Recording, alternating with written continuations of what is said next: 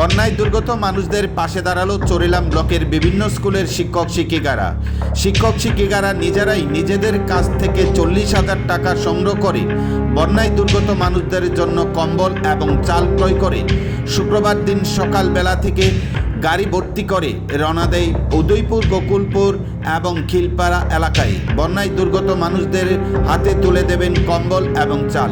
শুক্রবার দিন বিকেল 3:30 গাড়ি ভর্তি করে চরিলাম ভারতরত্ন অটল বিহারী এইচএস স্কুল এবং চরিলাম বিদ্যালয় পরিদর্শকের অফিসের সামনে থেকে তারা রওনা দেওয়ার সময় শিক্ষিকারা জানান, কয়েকদিন আগে ভয়াবহ বন্যায় রাজ্যের মানুষের বিরাট ক্ষয়ক্ষতি হয়েছে।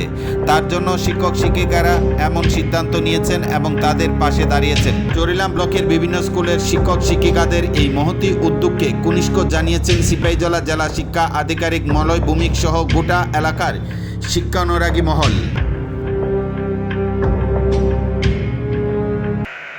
গত কিছুদিন আগে ত্রিপুরা রাজ্যে ভয়াবহ বন্যা হয়েছে এবং সেই বন্যায় প্রচুর মানুষ, আমাদের ত্রিপুরাবাসী বন্যায় দুর্গত হয়েছে, আক্রান্ত হয়েছে এবং ওদেরকে ত্রাণ দেওয়ার জন্য আমরা চরিলাম ব্লক থেকে, ব্লকের আয়ত্তায় যতগুলো স্কুল ছিল, জেবি থেকে শুরু করে হায়ার সেকেন্ডারি স্কুল, সব স্কুলের শিক্ষিকারা ত্রাণের জন্য আমাদেরকে একসঙ্গে আমরা এখানে গত কিছুদিন আগে যে শিক্ষক দিবস পালন করেছিলাম, ব্লক ভিত্তিক শিক্ষক দিবস, সেই শিক্ষক দিবসের চাঁদার সঙ্গে ত্রাণের জন্য কিছু টাকা বেশি জমা দিয়েছেন।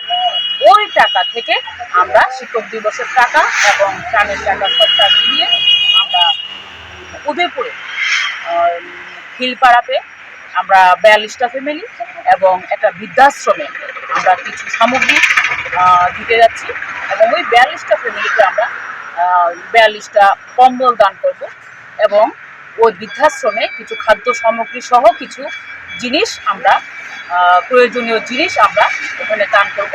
সেই জন্য আজকে আমরা কিছু শিক্ষিকা মিলে যারা চরিলাম ব্লকের আন্ডারে আছি, আমরা সবাই মিলে 8-9 জন মিলে আমরা ওখানে এখন যাচ্ছি, আমরা ওখানে দান মিল করে আসবো।